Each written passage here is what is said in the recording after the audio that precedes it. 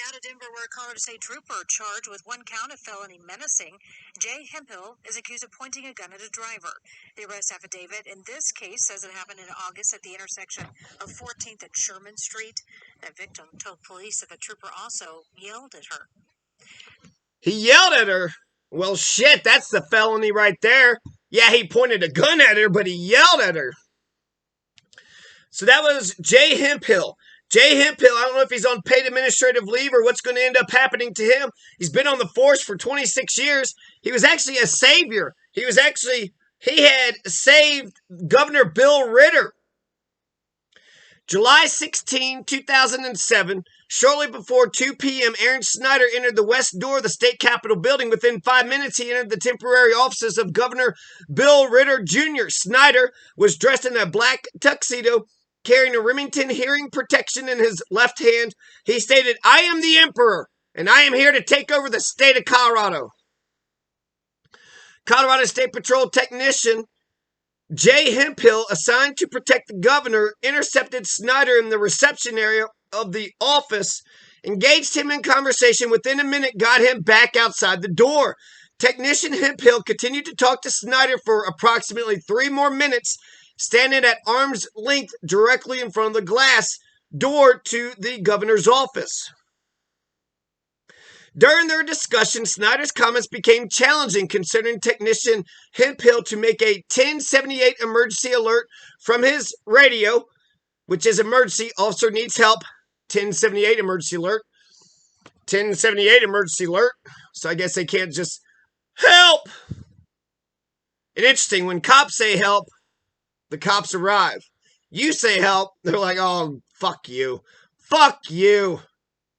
Snyder unexpectedly moved back his tuxedo coat, revealing a large firearm protruding from his right pants pocket. In concert with this action, he stated, "No police are going to stop me." Technician Hemphill dropped the pen and notebook he was holding, drew his service weapon as Snyder started moving towards him. Technician Hemphill commanded loudly, "Stop! State Patrol or I will kill you." Snyder ignored the commands and continued to move towards Technician Hemphill. Technician Hemphill fired 4 shots. Snyder fell backwards just to the right of the door to the governor's office, dying at the scene. So, he shot the Emperor. The Emperor. Seems like it was a suicide by cop kind of situation there.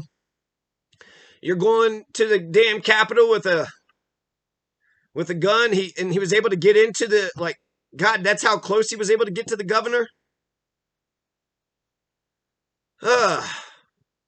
So yeah, that guy is, he's getting charged.